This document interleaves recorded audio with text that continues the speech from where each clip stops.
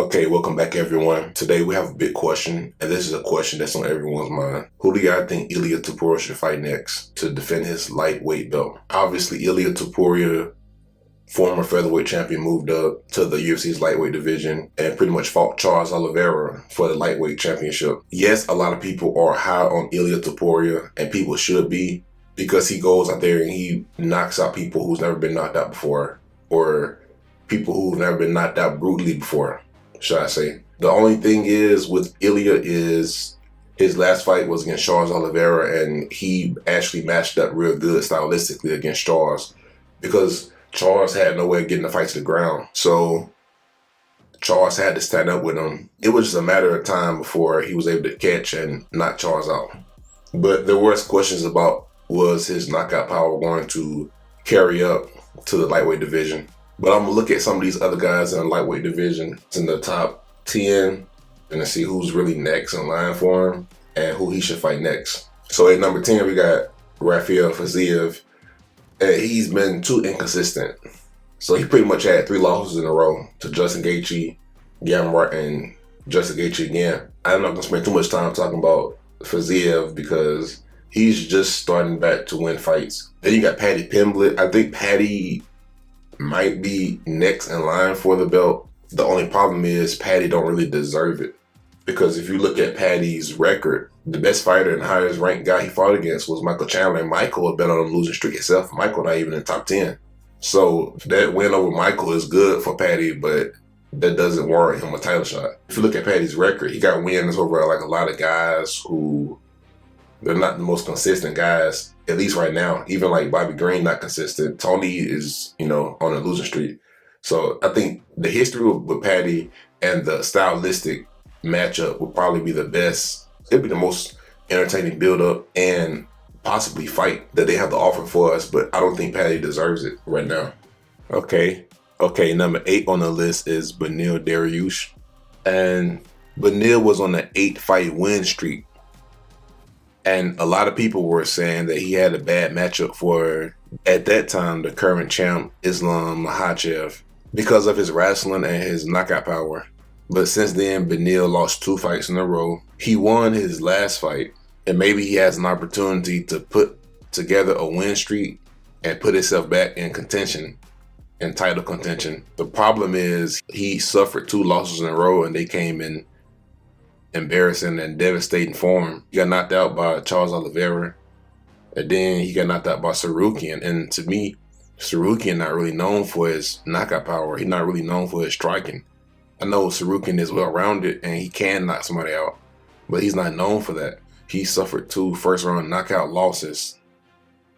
And then even against Tsarukyan, he lost around the first minute of the first round. So I think Beneil has to win 3-4 fights in a row to even be considered as somebody who can fight for the belt.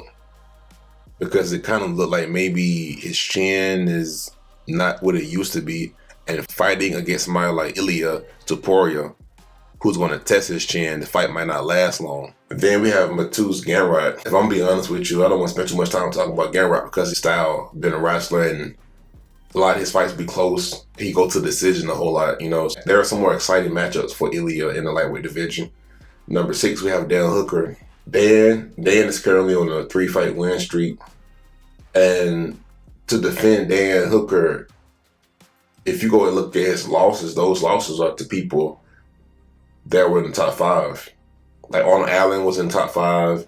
Islam was former champion. Michael Chandler was in the top 5 at one point. Dustin Poirier fought for the belt multiple times. So I think Dan Hooker's record is a little bit deceiving, but at the same time, if you look at who he beats, he has like a bunch of close decision wins that like he might not have really won. Because if you go back and look at the Jalen Turner fight, I don't think he beat Jalen Turner. The Gamrot fight, I don't think he beat Gamrot, to be honest.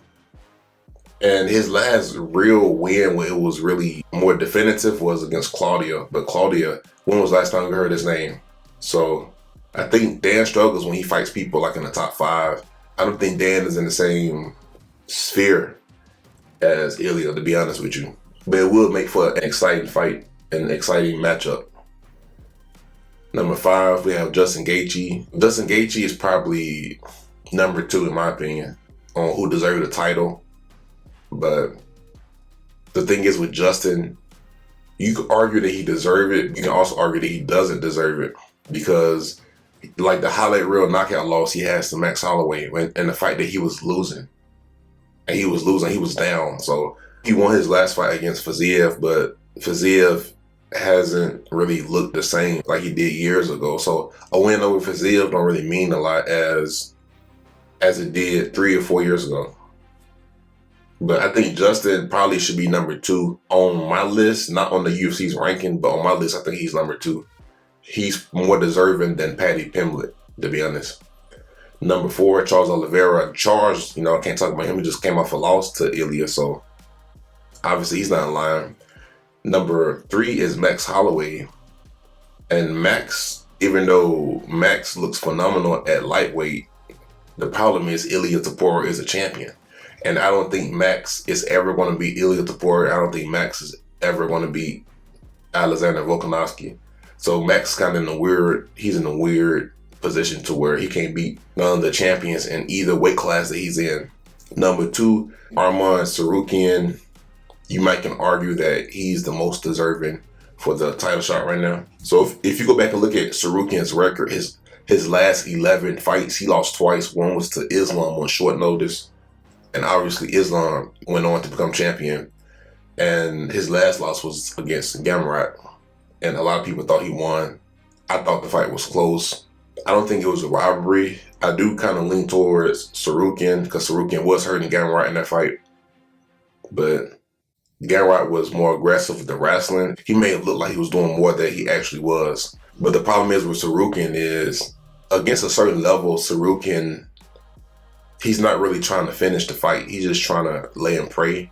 And that's fine.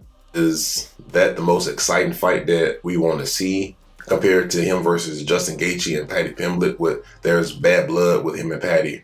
And Justin Gaethje is a striker. Well, he's a wrestler who's now a striker. And it's going to be a war. You know what I'm saying? Whereas Tsarukyan, he already said that Charles didn't fight him the right way. Charles should have fought him implementing more grappling. And he said Charles fought him dumb. So if Tsarukyan said Charles Oliveira fought Ilia too reckless, that means if he fought against Ilia, he's going to fight way more safe. You know what I'm saying? That's not something that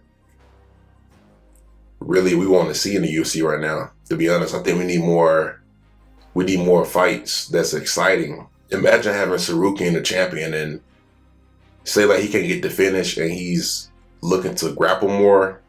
That's fine. You know what I'm saying? But the lightweight division has always been the most exciting division. Where you got guys in there very dangerous, very exciting. You know what I'm saying? You want to continue that. And obviously number 1 is Islam, but Islam, I think, he left to fight Jack Della, which I don't know if that was smart or not. I might make a video about that. That might backfire. But obviously Islam wants nothing to do with Ilia Topuria, even after the Charles Oliveira fight. This is the list of the top 10 rankings in the UFC's lightweight division. Who do you think deserves the title shot next? Let me know